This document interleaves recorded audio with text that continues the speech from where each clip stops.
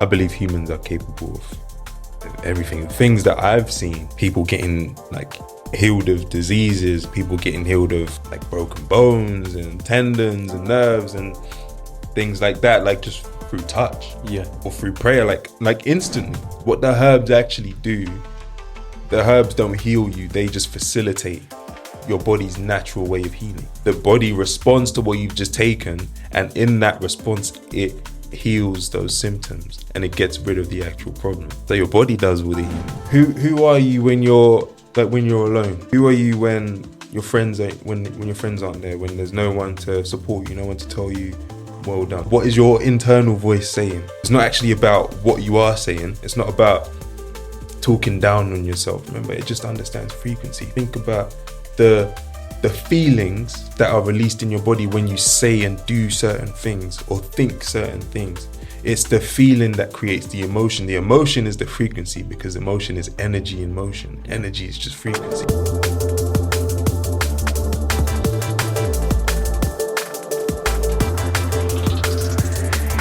So in this week's episode of Disciples of Truth, we have Daniel Airen on of Mowgli Holistic Practices coaching. So thank you for coming on, Daniel. No, man, it's a pleasure. I appreciate you. Thank you so much. No problem. I was going to ask how you first got into holistic practices and what first drew you to it.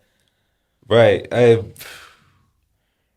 Honestly, what got me into holistic practices was first just growing up. My dad was always into like fitness, into training. He had the dumbbells at home, and I would always copy him, things like that. And I was always interested in like martial arts as well. Oh, cool. So like the Shaolin monks, those kind of things.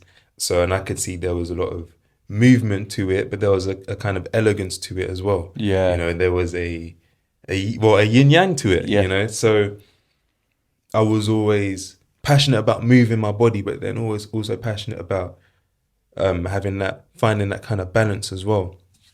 So that's what kind of got me. It had it in my mind from young.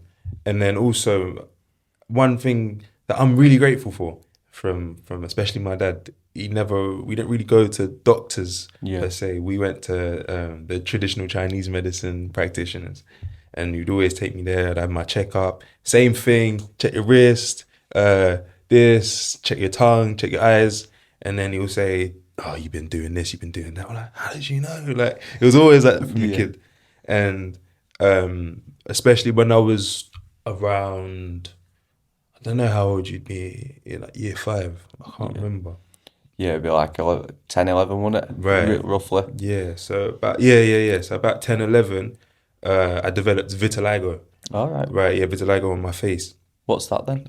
So vitiligo, it's an autoimmune condition. Yeah. Where your skin, or your pigment, basically, your body it starts fighting itself. Right. So it's like fighting the pigment. So that's where you see people with white patches on their skin. That's what that is. Like Michael Jackson, you think of someone notable with that. So I started getting that all of a sudden. And I was someone who, I was very confident growing up. But then obviously like I'd had some instances in life where, in school specifically, where it made me, it kind of knocked my confidence, but that knocked it even more.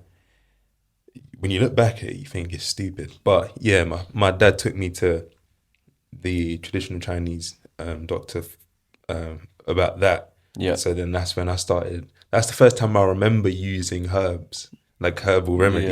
Yeah. So around 10, 11 years old. So I was very, very blessed. And I remember the NHS was just useless. Yeah. Well done to NHS and that. But in terms of the allopathic route, in terms of healing and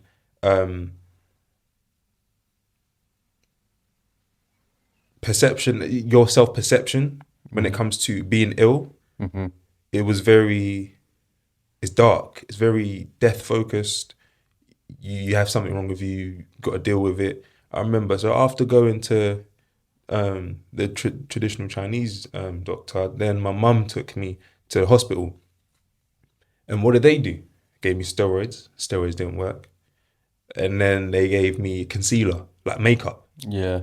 right, to cover it up. And imagine that, how that was crushing. It was crushing to me. And that's the thing. I ended up using it from around year 7. When I got into secondary school, year 7, and then I get in, everyone's like, oh, what's that on your face? What's that on your face? And just seeing it as a surface level thing, whereas the Chinese guy would tell me the deeper things. He would tell me, look, and this is from young, where I knew that he told me like the Chinese way that you got ADHD. Be nice. It's a superpower, mate. Yeah, I'm telling you, he was like, your brain, it's like you got a powerful car, but the engine's always on. Yeah, so he was trying to say you gotta figure out ways to relax, because now when that's on, and then obviously with that you learn that there's different emotions tied to different organs and things like that. You learn about energetics as well.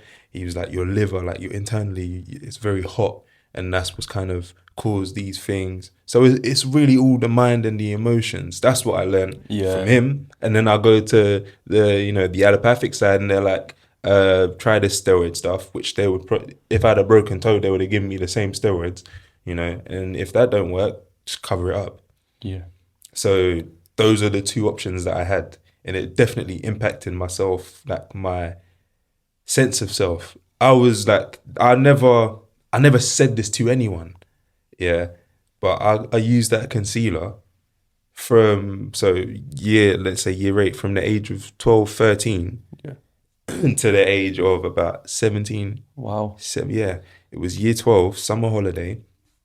I remember we done this camping thing for the whole summer. I went and I was like, I'm about to go camping.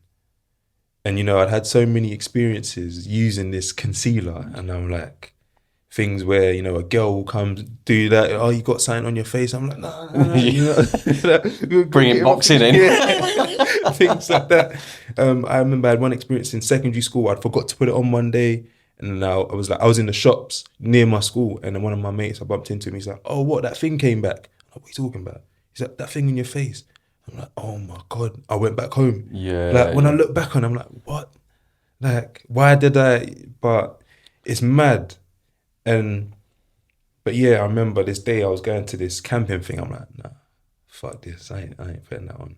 And I never done it again. I didn't care. It's been getting smaller. That's why I got a little white mustache. Now, but that's uniquely you as well, isn't it? Right. It's owning that part of you, rather than. I see a lot of people.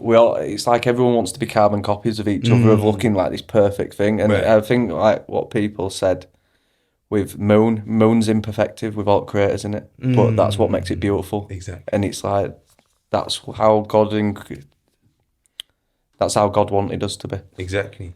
It's really sad that uniqueness isn't like praised as much, especially growing up. Like obviously there was nothing wrong with me, but that's not how it felt. It's not how it felt at all. And it took me all that journey to understand that I'm perfectly fine. I'm unique, And it's like you got a light on you. That is what it is, And it's just a physical representation of what you've got inside of you. Of a spiritual light. That's all that was.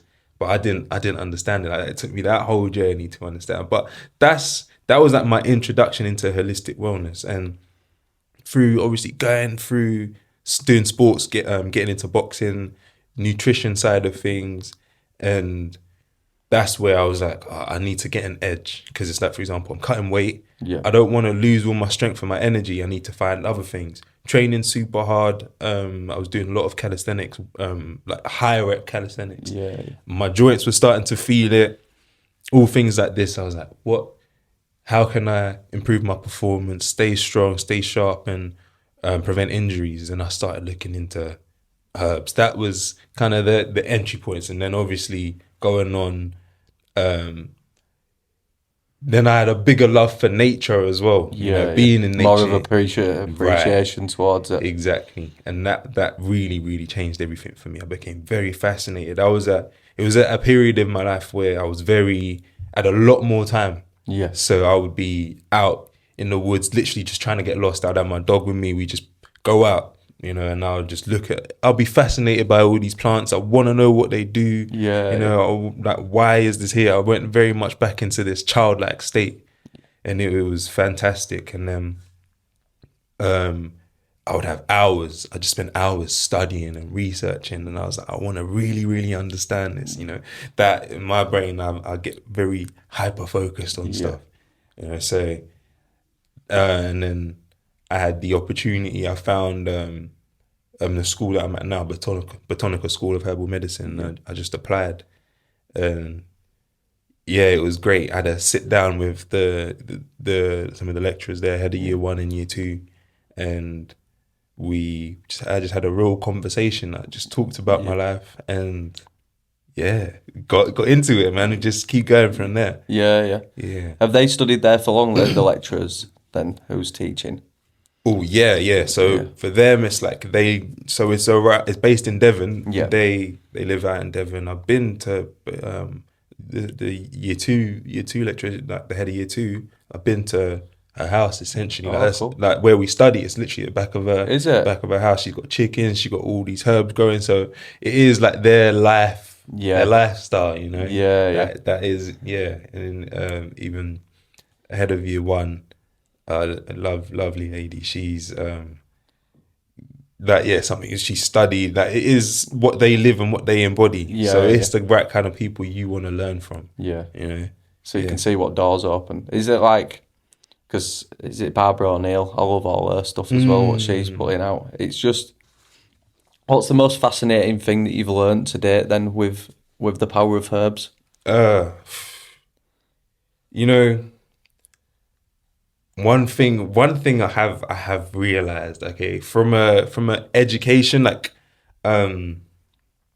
official education point of view, there's still gonna be a level of censoring.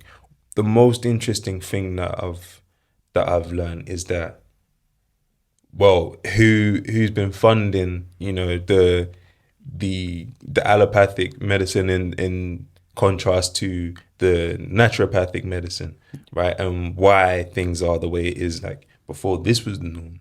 You know, the people will go to study medicine and they'd be learning about herbs. Yeah. You know, but what I've learned is that there is a cure for everything.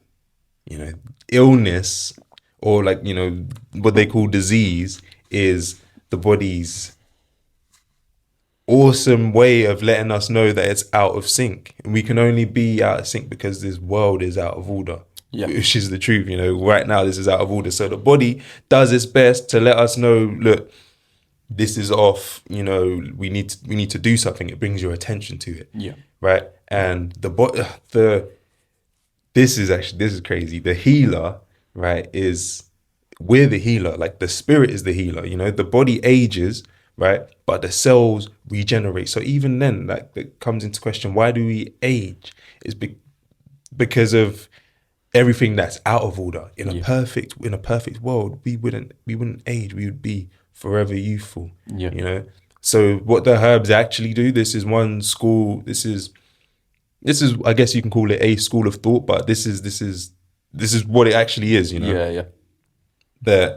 And I say that because, you know, everyone has their own opinions, and everyone has their own, I guess, versions of truth. You know, you could say I'm wrong about something, but there is no truth until you decide what truth is for yourself. Yeah. Really. But what the herbs actually do, the herbs don't heal you, they just facilitate your body's natural way of healing.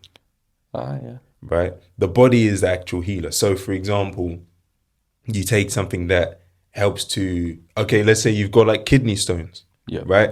And you take nettle leaf and that nettle leaf and dandelion leaf, okay? And then it stimulates like flow throughout the kidneys. It allows you to get rid of excess water waste, and then it dissolves the kidney stones. Yeah. You get rid of the kidney stones.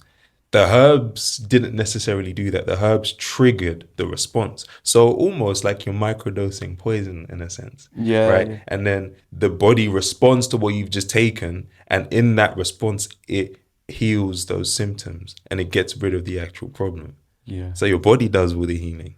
Imagine you could get your body to do that without any outside input. Yeah. I'm sure it's possible, but I bet it is. Well, it's. I've seen the book that you're reading at the moment, the placebo effect, and how powerful placebo is. And I know that Jim King, their slogan's belief is nothing beats belief. right. Because if you believe it to be true and you practice it, it'll become true. Yeah. And it's interesting, like we were saying with the herbs, if they can trigger them responses to us, and it's actually our body's healing it. It also means we're not separate from it.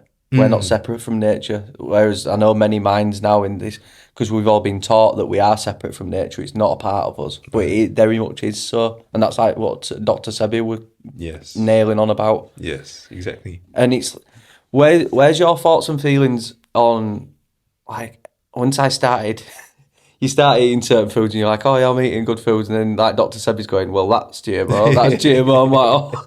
So how you know, we've talked off air of how much like humans have been modified over time, and so as food. How do you see it as finding the perfect diet for us?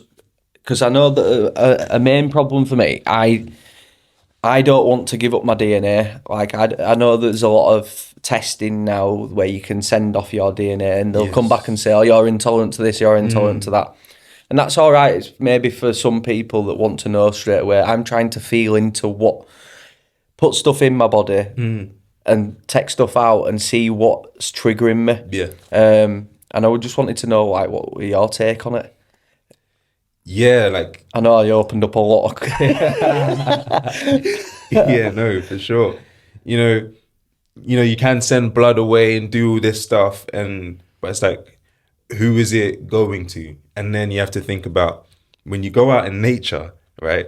The deer knows what it's supposed to be eating. You know, the bird knows what it's supposed to eat. The hedgehog, the fox, all these animals, they know their diet. They know their natural diet, and it's not a diet. It's a way of living. Yeah. You know, human beings are the only people who don't know what they're supposed to eat.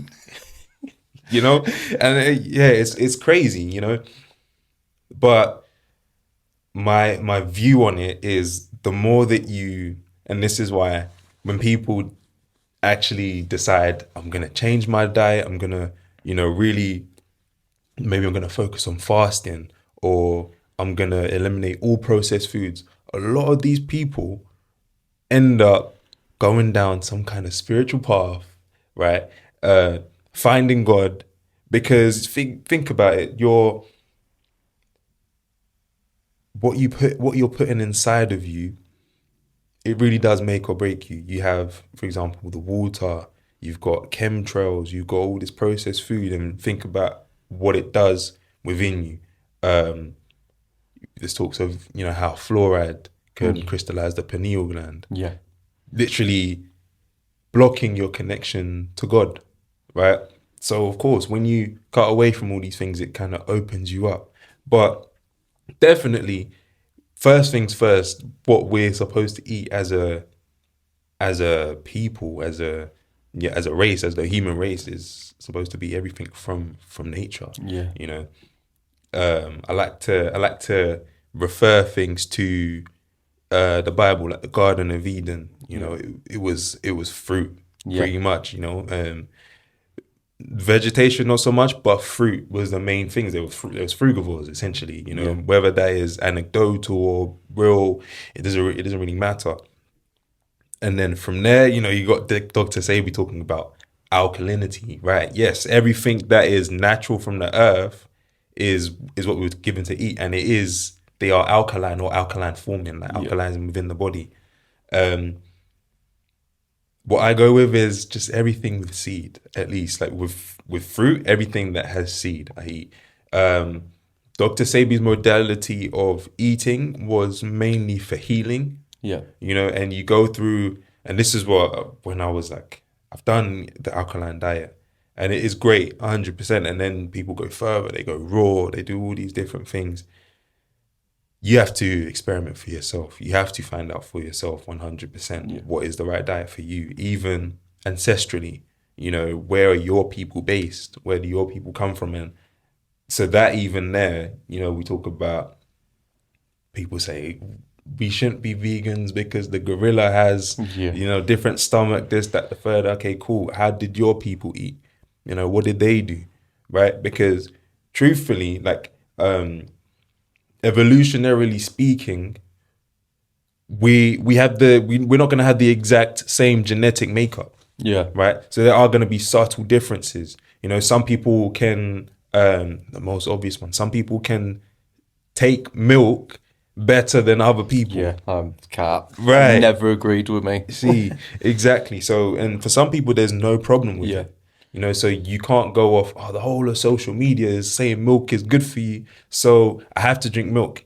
You know, even though I'm shitting my guts out every night. Yeah, you know? But yeah, you have to try what works for you. One thing that has been evolutionary consistent with us since we've been on this earth is fruit. That's like the one safe thing that I would 100% say. Then the rest from there, you can kind of just build on. You know, I'm not saying that I know I've got all the answers. No, I don't. But yeah, we certainly just. It's your own experiences, isn't it? Exactly. I seen a meme other day, and it showed like the farmers, and it says we'll look back over 50 years ago, and we'll look back at farming and say, how did we expect to eat healthy when we were putting poison on the food that we were about to eat? Yeah. And I like, once you boil it down to that just micro level, it doesn't make sense. No, it don't make sense. Exactly, it's true. So it's difficult, you know. It's like, oh, okay, cool. We realize the water's been poisoning us, so let's filter our water. Cool, you've knocked that one out. All right. All the food now they've sprayed chemicals on it. Okay, now let's wash and clean that. Okay. What's this in the sky? Chemtrails. Now what am I supposed to do? It is like, for me at the moment, what I'm starting to see is we're being hit on every front, and it's still not fucking killing us off. Right. So it's telling me how powerful we are, and I think in fact, I'm not gonna say what I think. I'm gonna say, what do you think's most extraordinary that you've started since your mind's been open and seen other accounts of what people can do? What's most surprised you? What people are, what they can achieve? Because I've even gone into, is it telekinesis, where they're moving stuff with her, and I'm like, and my friends are like, "You're nuts, that's not true." I'm like, it is, like, it's chi. It's just chi. Right, exactly. It's just energy, and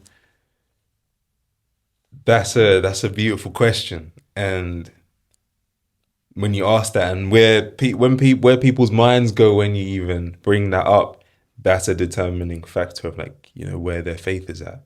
You know, I believe humans are capable of everything. The things that I've seen,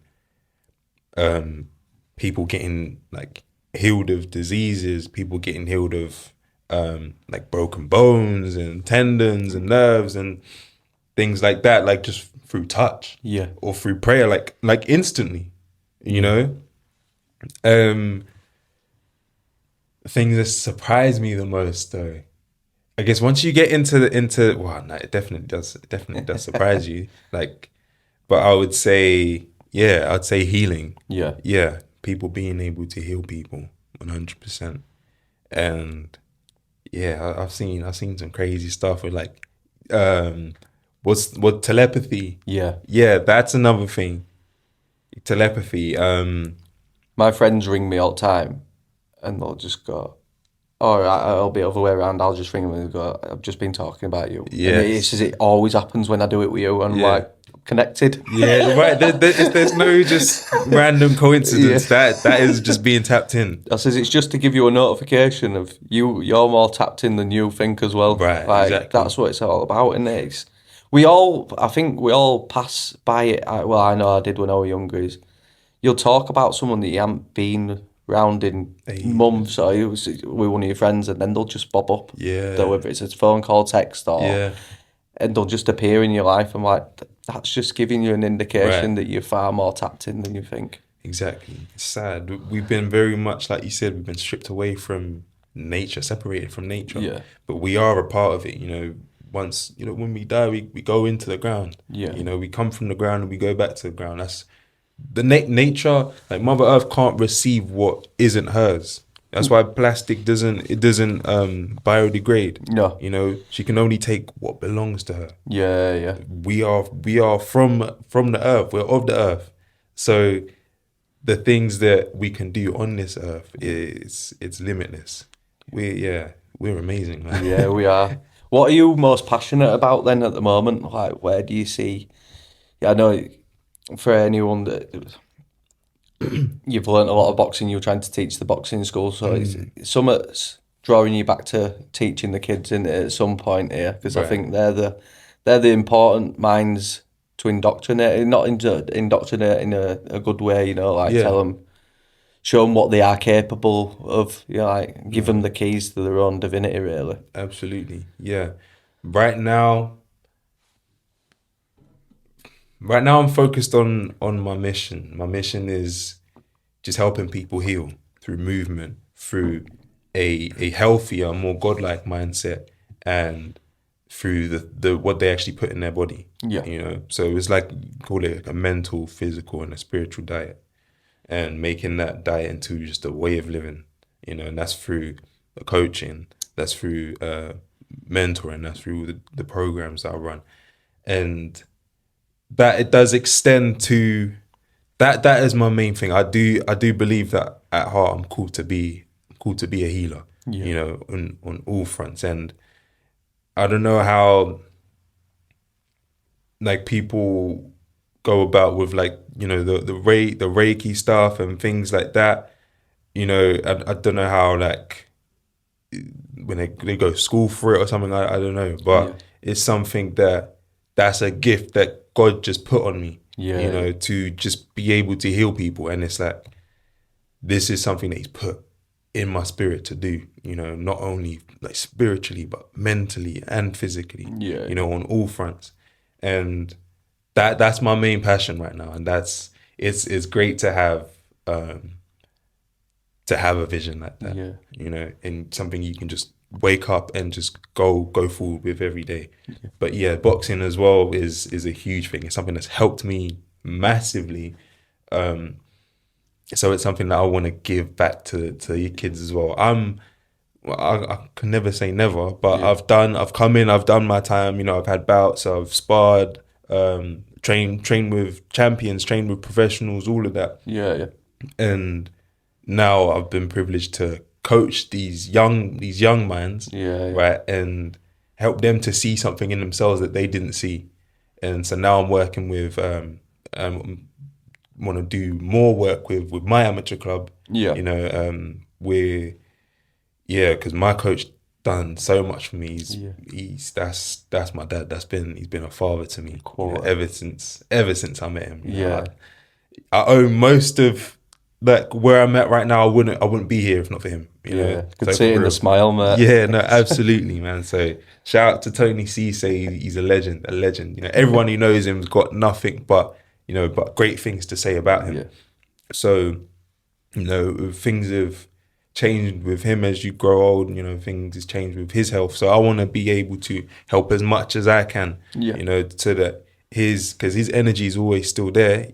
But for the other people that he's impacted, I want to be able to be one of the ones that still make sure that his energy is poured into all these other young people. So just helping out our club, Omnibus, and that's another thing I want to do. Definitely more of helping that with young people, whether it's in the community, through the amateur club, however it is. But the picture will paint How itself. is the community from where you're at? Is it going strong, or does it seem like dispatched, or is it on its way up? What's because I see, like, I know up here, the Leeds City Council have cut a lot of funding, which means a lot of which is mad that there's all that funding cut, and it's stopping people from getting together. But I see on the other side of it, people are trying to build, like yourselves, are trying to build up the community. The stronger communities, it's where you build stronger people. We all learn from each other, don't we? So I just wanted to know what it's like in your area. You know what? there's a lot of darkness. That's what I say. There's a lot of darkness, but at the same time, you meet people and they're just lights, you know, and they enjoy doing what they do. Especially, I think the community is the young people. Yeah, you know, the young people make up the community. So there's quite a few things that go on in the community in terms of mentoring. Boxing seems to be one of the main things. Yeah. You know, football's always been there as well. We've got in my area, we have like just like youth clubs trying to bring stuff like that back up. But it seems like the way things go with it always comes down to money. Yeah. You know, people start things and either they can't afford to keep it running or their funding gets cut. You know, there's a community session I was doing in my area, boxing at the moment is stopped. Yeah. Due to funding, right? We had a youth club upstairs on top of us. So it was like the kids, they'd finish, and I say kids, it was from primary school all the way up to like year 11, all the way to 16, 17, 18, right? And they'd finish and then they'd go upstairs, play some table tennis and they're fine in that building. They're fine up till 8, 9, 10 p.m. They're all right. And then even upstairs, their funding got cut, you know? Our funding got cut, but I had to push for, and the organisation I was working with, we had to push to get funding again. So that seems to be the main thing. And that's something I'm going to have to go more into, actually talk to more people about, learn more about, because I don't know how the mechanics. Right, I don't know the ins and outs of it. Obviously, there has to be a business model to it. Yeah. But no, I definitely want to look more into it. Because it's more as well like, it's trying to get also athletes that have made it to try and get their hand in the pocket. Right, yeah. Because the universe also sees that and they might think that spending money and it's not going anywhere, but if it's helping other people, it's like, you said it before, it's like paying into the bank of the universe. That's it. It's there, it'll continue to flow. And it's about that stepping out of that greed of having more than everyone else. And you can still be wealthy and help other people. Yeah. I think it's the systems in place of when you haven't got these places to go and you're left to your own account of stuff, they know that you kind of know which way it's going to go. These kids are going to spiral out because there isn't them structures in place for them to be, like you say, be in a safe place and be able to communicate. Like, because obviously if the bad kids were completely kicking off, they're going to be out of there, aren't they? But there's got to be some kind of structure in place going forward. Definitely. Yeah. They got what the youth need is they need someone, or rather they need to feel like that they're cared for, and that there are pathways for whatever it is that they want to do. You know, a lot of kids that I've met, you wouldn't expect it, but it's like just from spending some time coaching them 1-to-1, it's like, I want to box. This is what I want to do with my life. I didn't know what I wanted to do before. And I know that exact feeling because that's how I felt. Yeah. You know, I didn't have nothing else I was passionate about. So I've done this. Some of them, they just pick it up quickly. I had one kid tell me, he's like, I'm quitting football. I'm doing boxing. My dad's like, you're crazy, but I don't care. You know, and it's less about the boxing. It is just about that. Yeah. They need to be... It's like a discipline that comes in. Yeah, exactly. And you leave them and they just go doing stupidness. You know, I've seen that many times, which is why I know it's a super important thing to be around the young people constantly, like a constant example, I guess, but also just because you go out of the world, you go out in this world, you go out into all this negativity. You need like a constant pillar, like a cornerstone to right? go to. You know, I leave some, like, I'll go away, do my own thing, and come back, boom, oh yeah, got kicked out of school, oh yeah, just been smoking weed, doing nothing. It's like, you realize, they're not at that stage where they've soaked up enough of the good stuff where now they're on their own, they know how to maneuver. They're still young, they're still, brains all receptive to everything. You know, what's your take on, like, I know in East and like in shamanism, there's like a rite of passage, and something that West we don't seem to have. There's a rite of passage. And I was speaking to someone the other day, and I says, "What do you think it is?" And they went, "Well, it's when you have children." And I'm like, "I'm speaking to you now, and you've got, I'd say, a very well-rounded head on you, and you haven't got children. So where do you think it is? Because that's where I think as a society we need strong men and leaders. I'm not saying the feminines there, and they're very well accounted, but there's so many young men and this mental health fucking propaganda fucking machine telling everyone that they're all fucked up in head. It's because they ain't got anything to, like you say, you found boxing. These people don't find anything. So where do you think it starts? Where do you think the rite of passage starts? Because it's so hard for me to even pinpoint maybe where it goes. Because there isn't like that Passover of, oh, you're a man now. You're given all these opportunities, like lustful over girls from a very young age. As soon as you get a smartphone, you can look at more women than the emperor of like, like going back. You can see more, a hell of a lot more just through it. So you're desensitized to all these things, and so I think society is easily led. So I don't know. Where do you think maybe the rite of passage is, or where did it come from? You getting like a strong head on your shoulders? Because just for the listeners, I didn't even know you're only 23 as well, aren't you? So to have that mindset now, you're gonna go far. You can see it. Appreciate it. Yeah, it doesn't seem like there is there's definitely no official rite of passage over here. But definitely what it is responsibility. Responsibility for, and I guess in other places they would spend like weeks or months even preparing to do something, and they would risk death. If they didn't come out the other side, they would have died. And that's the reality of life, is natural selection. Over here, the reason why many people are just almost zombified is because they've made it very easy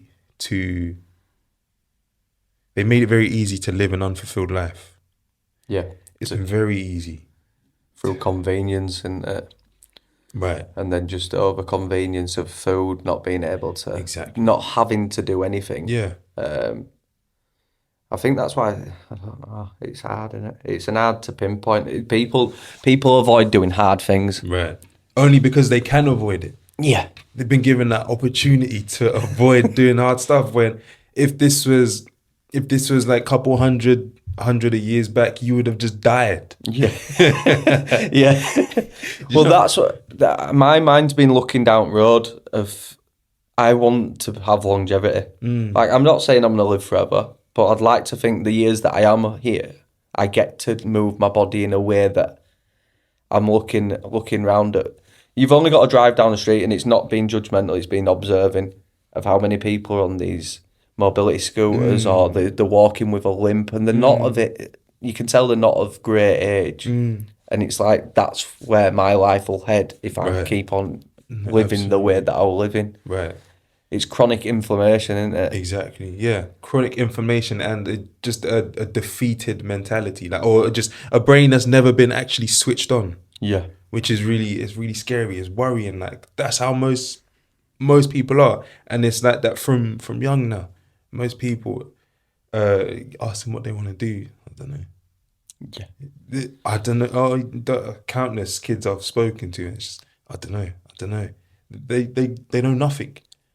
That, for me, tells me school system isn't doing what it's supposed to be doing. Right. Because they should have some way of, it's more fixated on the money of a salary, of what's going to be the outcome, rather than like, what's actually make me happy. Yeah. You speak to most, like, when we work at other people's houses now, and I'm like, do you actually like, well, it pays bills. Yeah. Like, that is the thing where and I can feel that because I was in that, like, of course.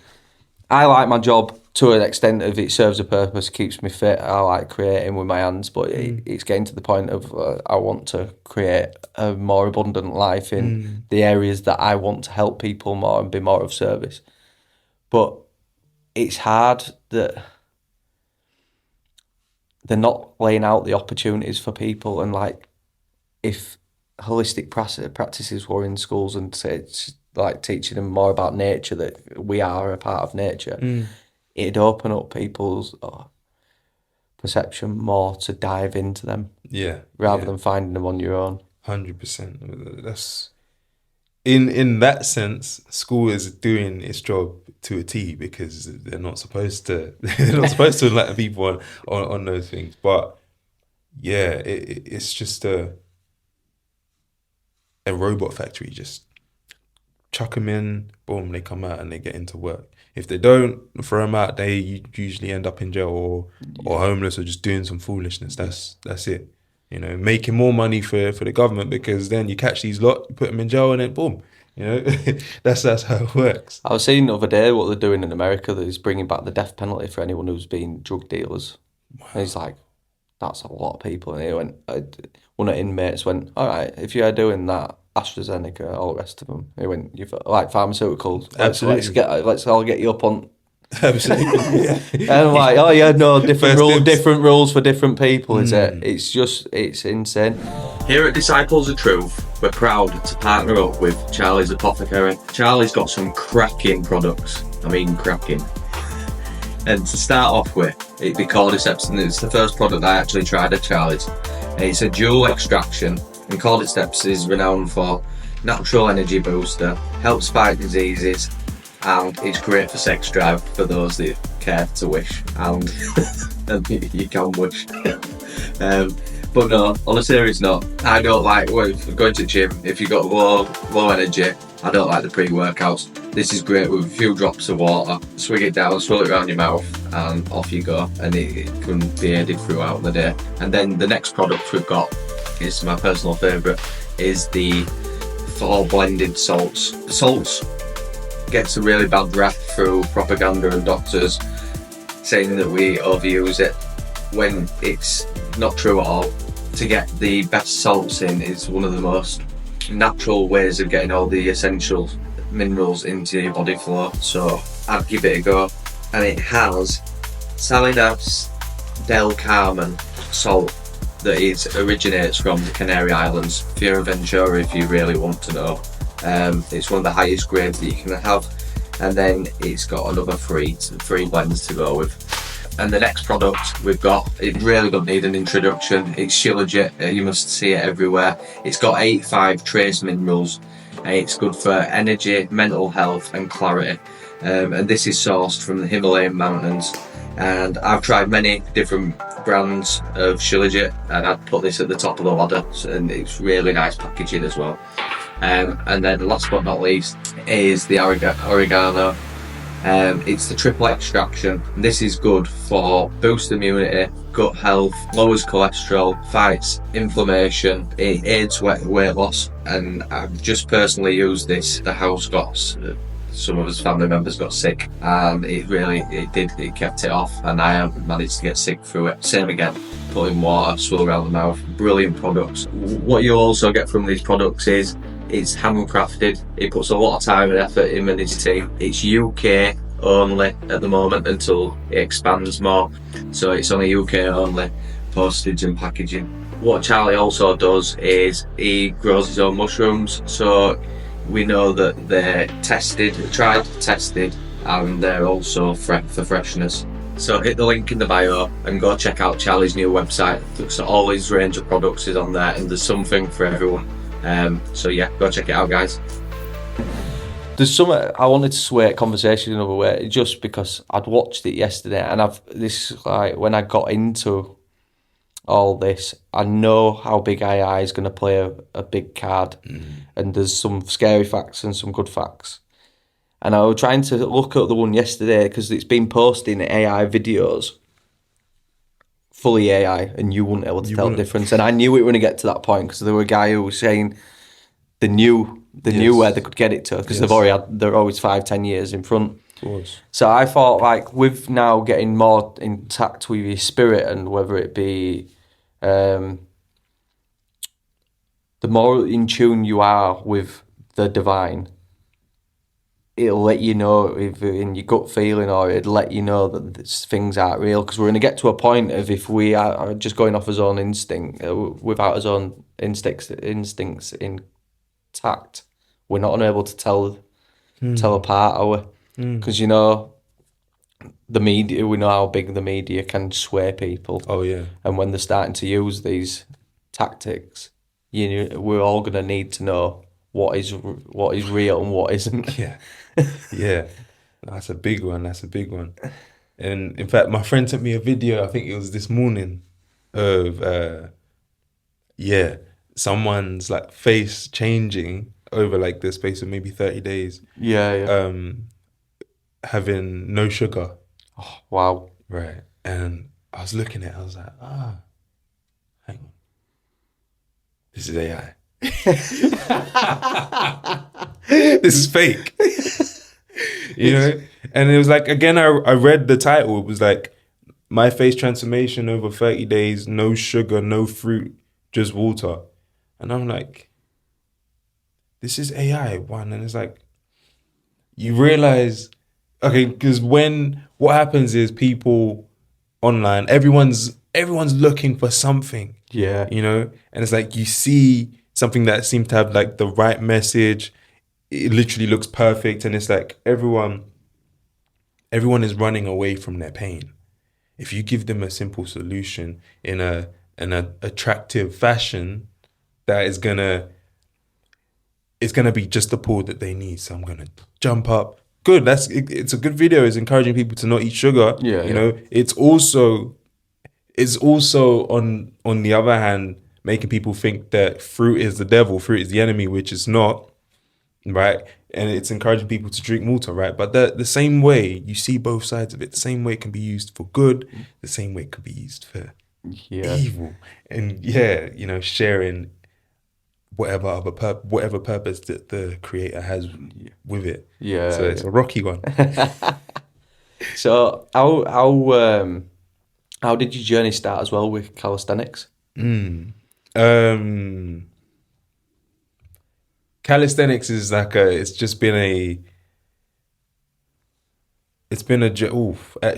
think my first conscious moment of following calisthenics and getting into calisthenics was after secondary school. I know what kind of person I am. I've always been fit, always been like on it. I've always had like a slim build. Right? And then when we was doing our GCSEs and I wasn't really like working out or nothing, I remember I was at a mate's house. We all went over to this girl's house and we was like revising and stuff. And then I remember we was all looking in the mirror, like flexing in the mirror.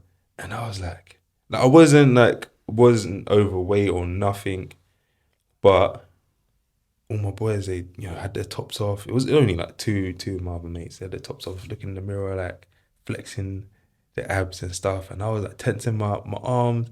And I was like, I promise you, I was in the mirror for like 10 minutes trying to find my abs. I was squeezing. I'm still looking now, man. Oh man, honestly, I can't remember the first time that I had abs, but that was the first and last time I ever lost my abs. Yeah. And I promise you, like I was like, nah, what? I promise I wouldn't stop squeezing, thinking that it would just pop back up. But that was the first moment I realized, okay, like I built this muscle, because I remember going from like maybe like year 7, year 8. Like I was gradually building. I could see the 4-pack. Then obviously back then I would literally thought you had no packs and you just build it like 1, 2, 3. Yeah. Like that.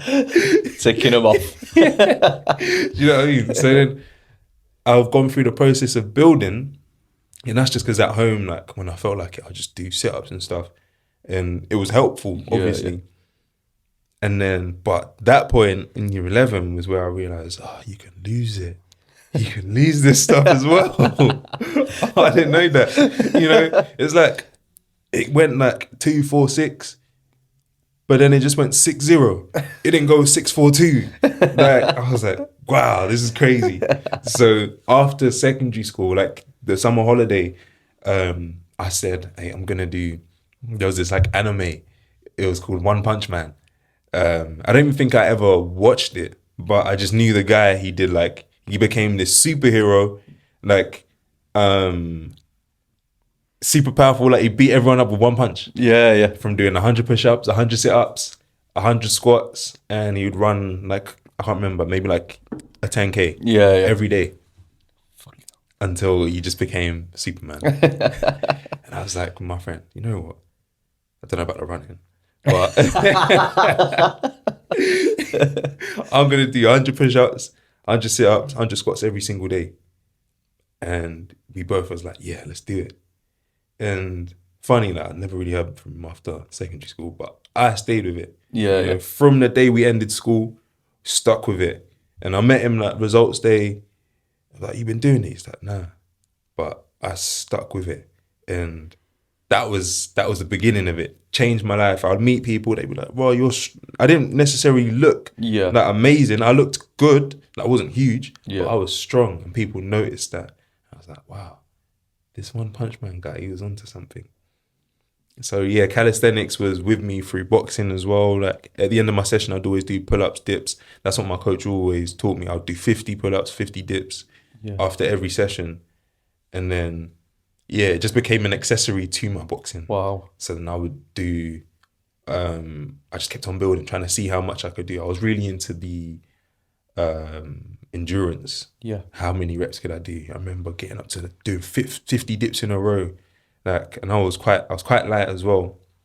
So endurance was quite fun. Just literally 100, 200, 300. I remember most push-ups I did, it became very addictive, especially during COVID. Like, I was doing these military style workouts with the burpees, the Navy SEAL burpees, the 1 pump, 2 pump, 3 pump burpees, all these exercises. And I'd be at home, everyone, it's like 6 o'clock, 7 p.m, everyone's indoors eating. And I'm like, no, I've got to finish these burpees, And I noticed that just really, really leveled up my boxing, especially in sparring. I'm by myself. No one said, Daniel, you got to finish these burpees, otherwise you got detention. I didn't have no one to check in on me except me. So it's like, I have to finish. I decided to start this, I got to finish it. So, what were you doing? Were you writing it down, or were you just saying it to me mentally, like, today I'm going to do this, this and this? Right. So no, yeah, I'd write it down. So it'd be like, let's say 500 push-ups, 300 pull-ups, and 300 dips or something. And I'll just tally until I'm done. Wow. So that was it. So I did that not throughout my whole, but for like the latter 2-3 years of my amateur boxing career. And then after that, I went to more weighted calisthenics, the muscle ups, the handstands, and I competed in like street lifting competitions. So that I think naturally I was quite strong, and then adding weight to my calisthenics just made things dangerous. Like, it was great. I remember I did my first London competition. I think that was maybe 2-3 years ago. That was in London. I came, I think, 3rd or 2nd place, qualified for like the nationals. Yeah. Then I was with these killers from all over the UK. And it was amazing. Still, I came 3rd, so that's something that's an accomplishment. Yeah, right. So that was amazing experience. Make some great people out of it as well. Absolutely, cool. Absolutely. It's amazing. Like, it's definitely something I was saying to you, I'm trying to stick to one thing at a time, get my shred fast, get to the point of where I know that I'm fine-tuned. And like you, I've done with your boxing stuff, then start adding other stuff in, and to build that solid foundation of where you feel you're comfortable, and like move on to something else that you're interested in. Because you can't, like, what I wore like 5 years ago, like, I'm just trying to do a bit of everything, and you're not mastering anything, you're just getting jack of all trades, master of none. Right, yeah. And it becomes this sporadic energy, doesn't it? Yeah, exactly. It's like the start, it just burns out. Yeah. You want to pick a discipline, right? Or at least have a movement style. Yeah. And just build on that. And when you do it that way, you will find, okay, your body will feel either this movement's not for me, or it's time to try something else. Before I got more like proper into calisthenics, I was doing CrossFit. Yeah. But it was cool, but it wasn't for me. No. No, it wasn't for me, and I just knew that, so I just moved on. Yeah, that's it. It's got to make you interested, hasn't it? It's got to be fun for you to wanting to go it, and you can see like I think anything that's fun is when as you start to see progression as you're going through it. Yeah. So it's giving you that dopamine hit of you are getting better, and it's trading off the old dopamine hits for the stuff that I used to do to like good implementations of like knowing that your longevity is going up.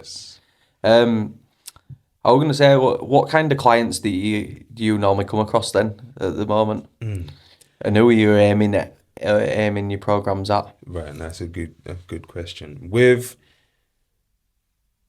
For example, with like, let's say a group coaching aspect, it's more age wise. I typically, to be fair, age doesn't matter too much, but it's usually people that they've come onto this journey already. Yeah. And it's just about giving people the tools and the guidance that they need to be able to fully become masters of their own body. Yeah. Right. And obviously the goal is for everyone to come in to receive the guidance and the tools they need and to go on, even be able to help other people moving forward. Yes. That's the main vision. So inspiring.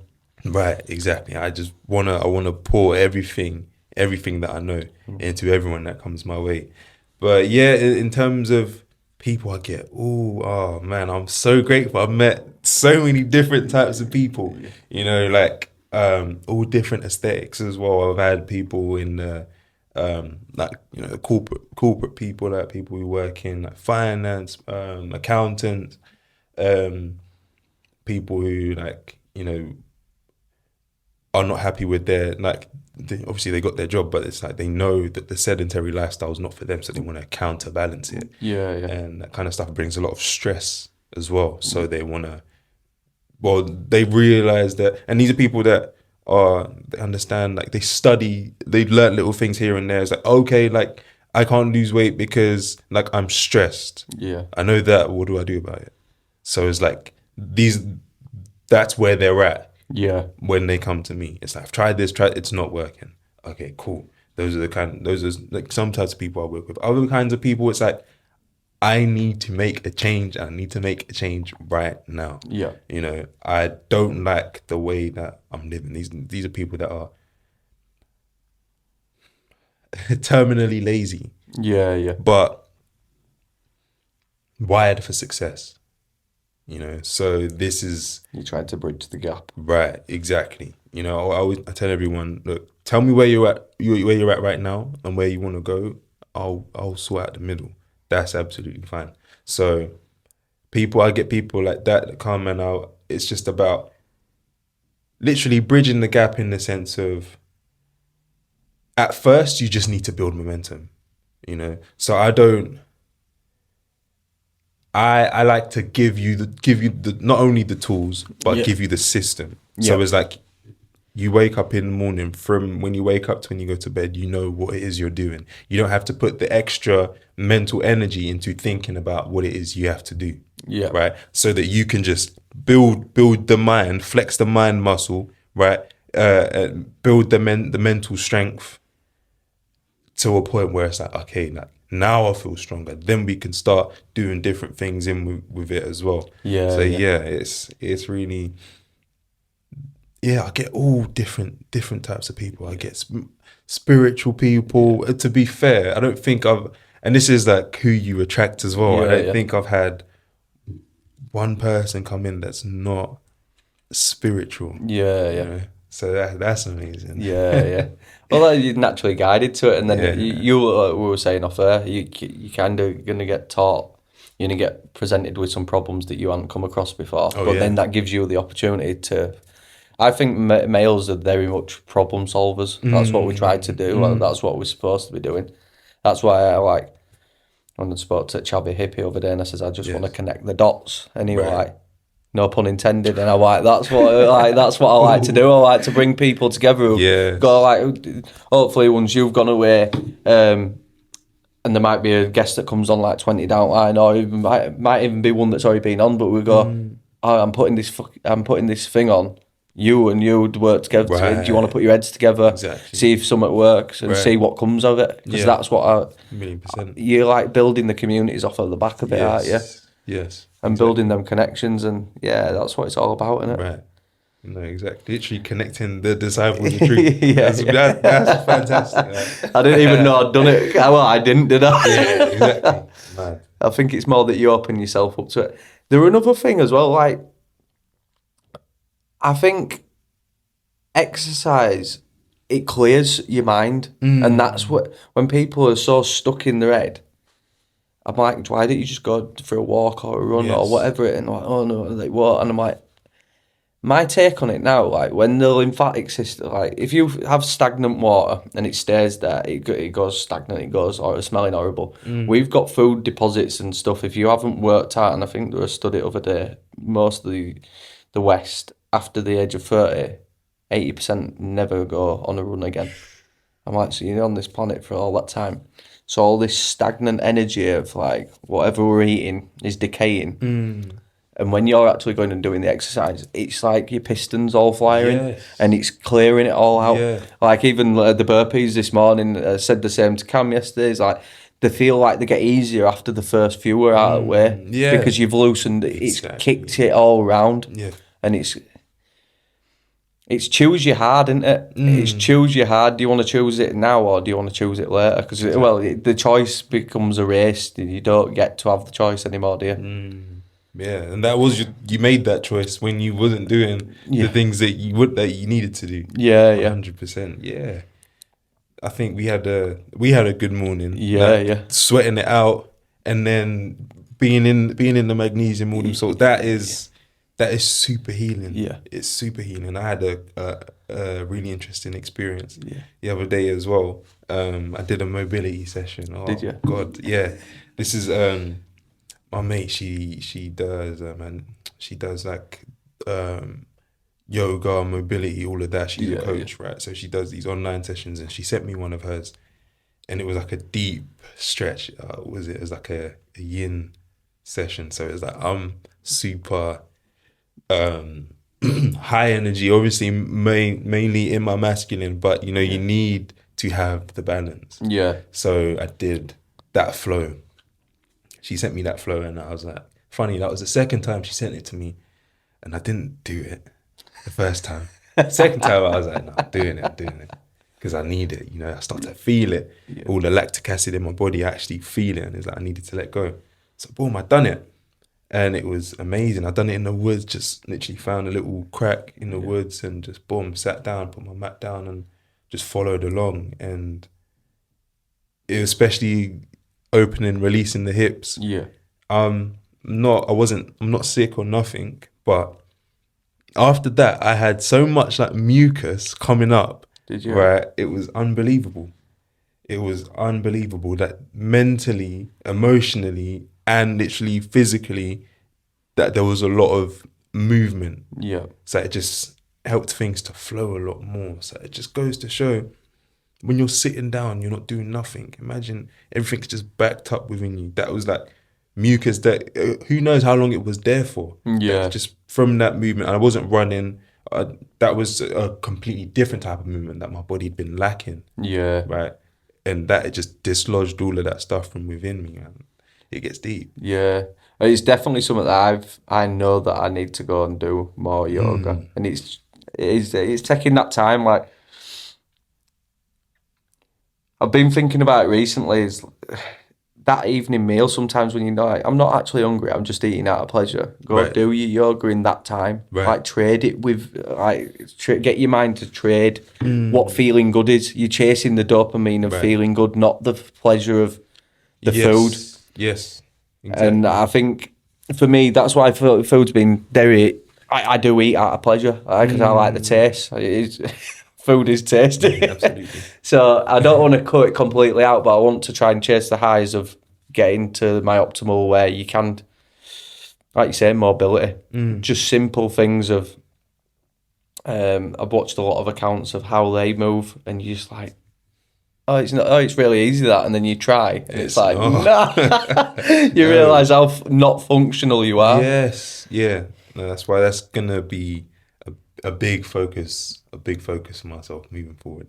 Like, at least we're not trying to just become way more mobile. Yeah. Just the benefits, the longevity benefits, the strength benefits, all of that. It's going to be great. Yeah, because like even when we did the shred fast this morning, when you drop the back knee and it's to bring over, when they're bringing back down, they're trying to get you to bring your elbow to close, and I'm like, I'm not even anywhere close. But I guess it's through practice, isn't it? Literally, yeah. So just reinforcing the moves until the body just opens up. Yeah, man. Yeah. So what's the best advice you've ever been given? Whether it been through, it might try to narrow it down through boxing coaches or. I know I've put you on the spot there. Yeah, no, that's the thing. When I say it, I go away and think, something else. But whatever. That's like if someone says, "What's your favorite song today?" It's like of all time. It changes day to day, doesn't it? Exactly.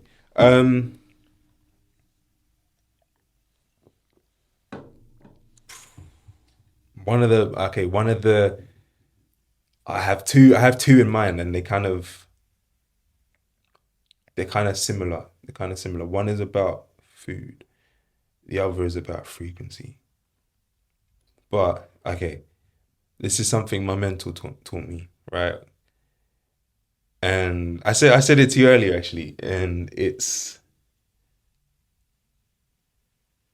the universe and your mind, your subconscious, because you are the universe, right? Doesn't understand English, German, French, Spanish, Latin. It only understands frequency, right? It just understands frequency. And why that hits and why that's so important and why that's been life-changing is because who are you when you're alone? Who are you when your friends when your friends aren't there, when there's no one to support you, no one to tell you well done? What is your internal voice saying? It's not actually about what you are saying. It's not about talking down on yourself. Remember, it just understands frequency. Think about the feelings that are released in your body when you say and do certain things or think certain things.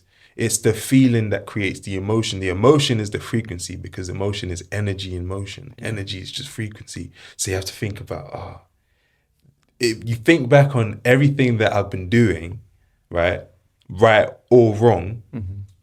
For example, let's say for example, I was supposed to run 5K and I didn't run 5K like that day.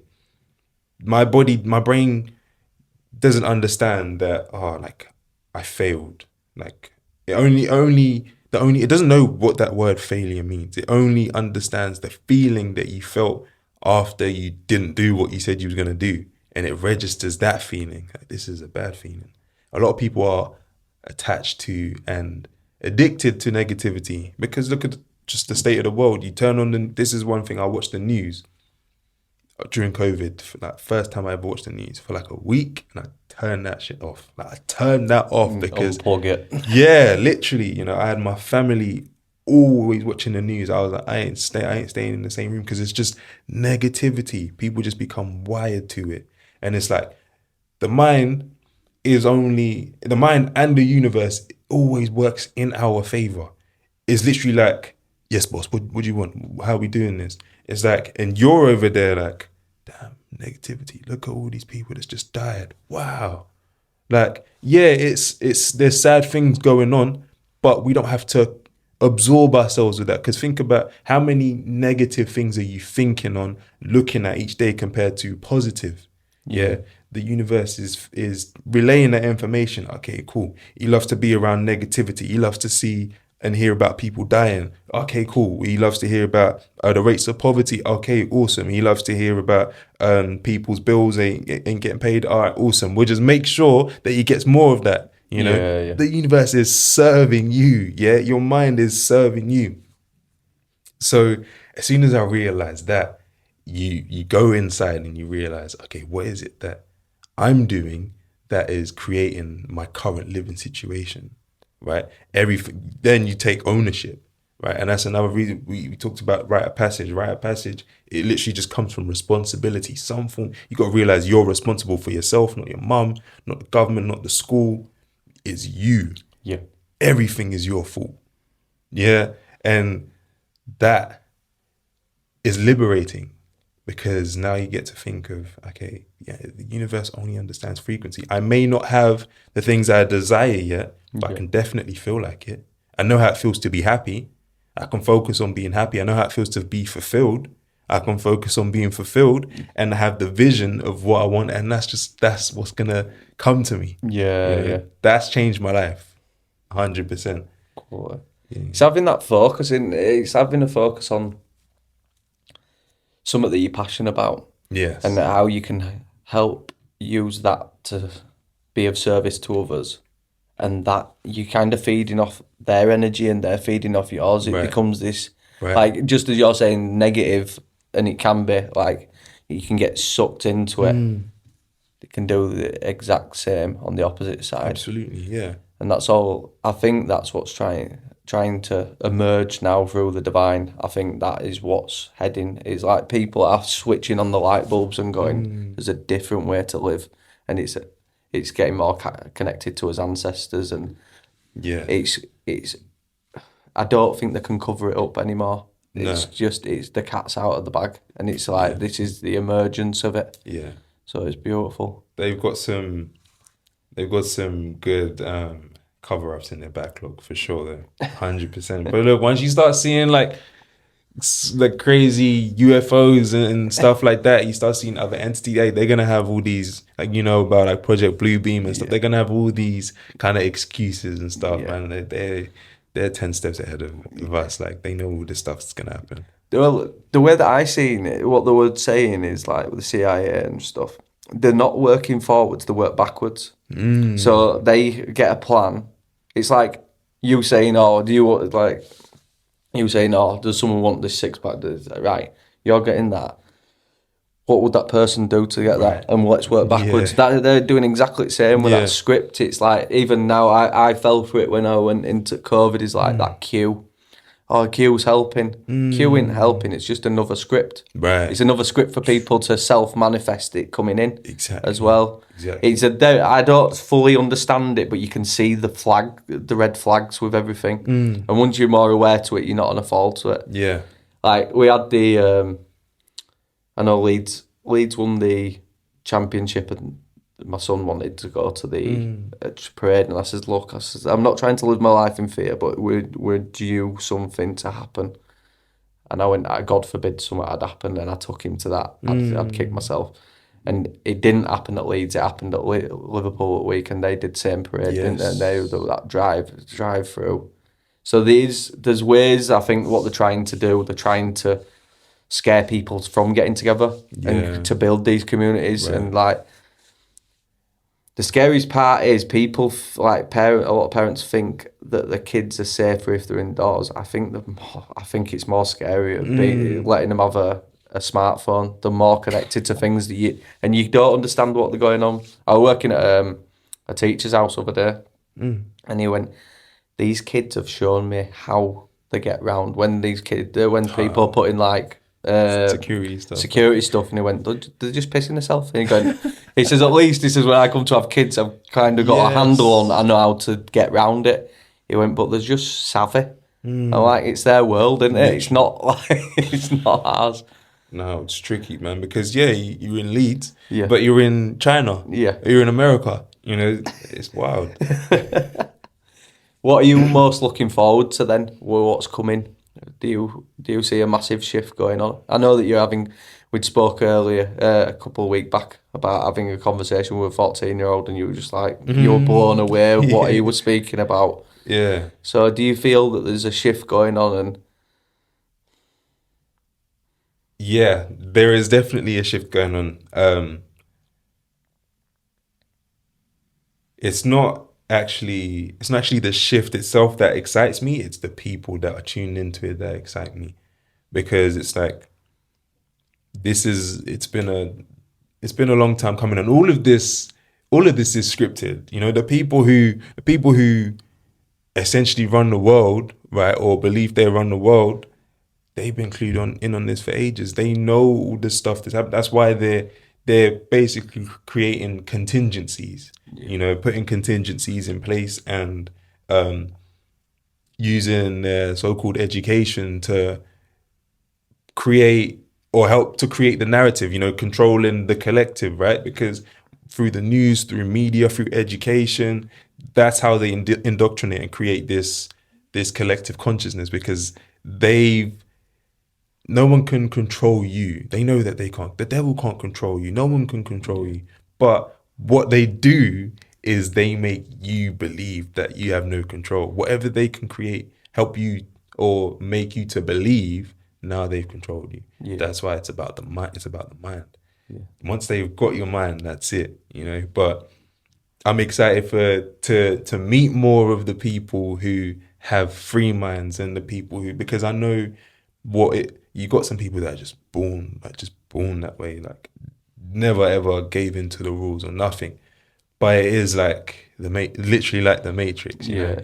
I'm like, cool, like boom, I made it out, or like, I'm still on my way, plodding along, coming out the Matrix, and it's like boom, once everything is here, and it's like there you got the mothership, I forgot what the ship was called, like Zion or something. Was that like that? Yeah. And it's like boom, you're outside the ship and you're just waiting on everyone to come through, and it's like you're just there with everyone. That's what I'm excited. I'm excited for the people I'm gonna see. Yeah. And where life goes from there. Yeah. Because that's really gonna that's the beginning. Yeah. I'm excited for the beginning of the new world, because this current world system is collapsing. It's coming to an end, So and every like religion, spiritual movement, these times have basically been prophesied about. There's gonna be an ending of this current world and a new world to come. Yeah. So I'm looking forward to that, man. Yeah. I think it's more getting more in harmony with the world, and the world will treat you back in the way, as above, so below, as within, so out. Exactly. It's like the 12 universal laws. That's something that I've studied a bit on. Wow, I think it's just interesting stuff. There's that many avenues that you go down, and you're like, when you got more into spirituality, what are like the common practices that you would maybe advise for the listeners to get into that really shaped your mind? Mm-hmm. Reading for sure. You have to read, because when I got into, it's just studying in general. It's one thing to be really excited about, the spiritual journey and stuff, but excited about what? You have to now get into it, learning about everything from spiritual practices. And me personally, I don't discriminate. I've learned all different types of spiritual modalities. Yeah. And then history. History is super important as well. This whole world is it's a stage, and it's scripted. It's a whole script. You got to understand the history to know the mystery. You ain't gonna. Yeah, you got to understand the history, because then it gets into some deep stuff, like, as you would know as well. Yeah, like things that ain't mainstream. Prayer is super important as well. Prayer is super important. It's something. If even for the anatomy of prayer in itself, it's something people do like without even knowing. But if you can learn to consciously pray, that's a powerful thing. Once you learn about prayer and you start practicing prayer, you will realize that it's the same thing as manifestation. Yeah. It is the same thing, but you become good at it. You learn how to make that thing. Meditation as well. It's something everyone talks about, but yes, the more you are able to have control over your thoughts and awareness over yourself as a whole, the healthier you'll become in life, and the more you'll be able to be of service, the more you'll be a prime vessel for God or source to be able to use, because you can detach yourself from your ego you need the ego to navigate this 3D realm. Yeah. But and that's how we interact. That's your sense of self. That's, how you can have like form relationships and things like that. But we need to stay connected to spirit as well. Yeah. But those would be the main things. Yeah. They're your pillars, aren't they? Yeah. Yeah, pretty much. So, and you gotta eat clean as well. Yes. You gotta, Well, the food becomes you, doesn't it? If you Yes. could try boil it down, like I was thinking about this other day when we buy products or like whatever it may be. You might buy a bike. After a few years, you need to replace it because it's took too much of a hit. Yeah. And you think your body's like my body's been here for 30. Well, it comes up to 37 years this year. You've been around 23, so you've overcome all that. So what you're putting in your body essentially becomes you. The better the quality of food and the more life force it has in it, the more life it gives you. Right, 100%. This is another probably interesting thing that my boxing coach told me. Okay, and this is like I'm just putting this out there because it's true and it's very interesting. It's like, I want to know what you take from it as well.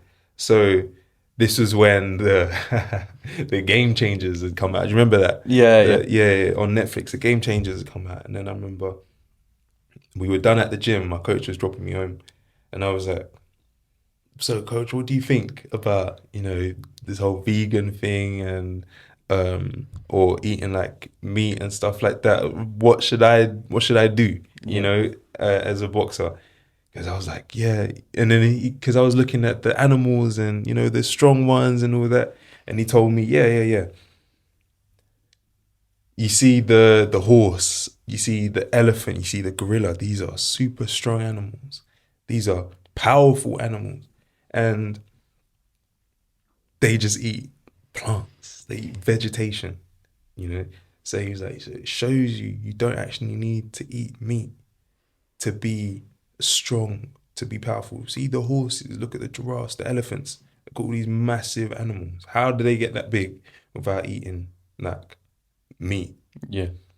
And I was like, wow, yeah. And then he went, but there's only one king of the jungle. The lion's the king of the jungle. The lion has a completely different mentality. It's not the strongest, it's not the fastest, but it is a savage. Like the lion is a protector of its family. The lion's, out of its pride, it takes down animals that are way much bigger than itself. And it is, you look at the elephant, you're like, oh, elephants are cute, even though they could crush you. Yeah. Right? These beautiful animals. And you look at the lion, and it's a different kind of feeling. Imagine like locking eyes with, you'd be more fearful locking eyes with a lion than you would an elephant. Yeah. And he was like, when you're in the ring, you got to be a lion. You have to have a killer instinct. So it's like now when you think about what you put in your body, if you was, doing something else, yeah, of course you can be, be vegan, be whatever you want.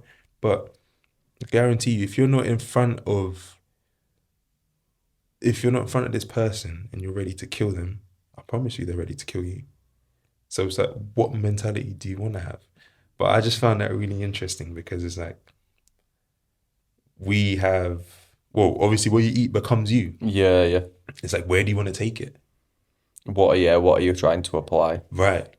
One way of eating might not be for everyone. Yeah. But you have to know within yourself, what are you looking to achieve? What do you want to become? That's when you can know whether you're eating the right thing or not. Yeah.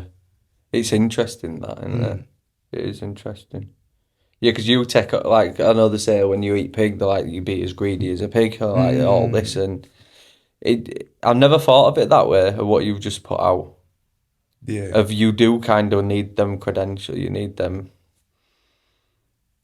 attributes to be in that ring. Whereas they're going to have the upper hand on that side. Yeah. It's just really, really interesting to think about. Does it align with like where you're wanting to go and what you're doing? Yeah. And does it, yeah. Because, when I first went not eating meat, and I've dipped back in now and then, I was like telling everyone, no, you can't eat this, you can't eat it. And it's like, nah, it's not the way to go about it. Everyone's going to find their own way, and they're going to find it in their own time. Exactly.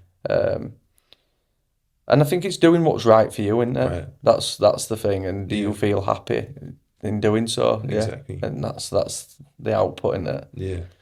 So moving on to your courses and stuff, Right. what have you got coming forward? I guess. And what are you excited about? Right now, okay, at the moment we've got like a 30-day program going on. And that is giving people, like I said, it's giving people the tools and the ammunition, the mentally, right, as well as physically and with their nutrition that they need to go and attack their goals. So it's just it's pretty much a whole reset and alignment course. Yeah. You know, so people come in, and I say course, like a course implies that, you know, you come in, you get some videos and you watch. This is more so coaching. Yeah. You know, and everyone gets to come together. You get, you know, obviously you're still getting coached one-to-one by me, and everything you get is for you. Like, it's made specifically for you. Yeah. And yeah, this is gonna be huge. I don't know when I'm gonna do something like this again, because obviously that I do mainly just pure one-to-one coaching, online coaching. But I just thought I'm gonna do something like this, you know, and yeah, like I'm gonna get this as the vision. I'm gonna have a group coaching call with 50 people on there. Yeah. So once we hit 50 in this group, then we'll take it from there. But that's what I'm working on right now. You know, it's going really well. It's fun seeing all these different people, and also being able to inject that energy into them as well. Because when someone comes to you with a desire to change, that's what like ignites my fire. Yeah, you know? And yeah, it's exciting stuff, man. So what are you gonna do? Like it's building like a community off it as well. They're all able to interact and ask each other questions as well. Absolutely, yeah. That's what we're working on, right? That's what we're doing right now. In the future, like what else we got in the background is like an actual program, like a course that people can buy, a video course with. It's gonna have all different. It's still gonna be covering the same things: the training, the nutrition, the mindset, the spirituality, on all aspects. You know, got people that come in, they just want to do like animal based. People want to come in, they want to do plant based. People want to learn about fasting and things like that. There's gonna be content for all of those things, as well as different training modalities as well. So you're going to be able to come in, see the library. You're going to be able to pick out the training program you want. You're going to be able to pick out the maybe the fasting protocol you want, the herbal protocol you want, the way of eating that you want. And there's going to be like there's a stack of videos. I've been working on these videos. It is. I can see you've been putting work in. Yeah. So that's something I'm excited to bring out soon in the next few months for sure as well. Yeah, cool. Yeah. Oh, thank you. Is there anything else that you'd like to leave the listeners with? Yeah, I just want to say again a big thank you to yourself, man, for bringing me down here, for inviting me into your home to be with your wife, your kids. I really appreciate it, honestly. And yeah, you're doing amazing stuff, man. And to everyone listening, man, stick here, man. Stick with it, because it's going somewhere crazy. Yeah. But yeah, it's exciting, man. No, thank you. Thank you for coming on, bro. Thank you, man. Appreciate you. Thank you.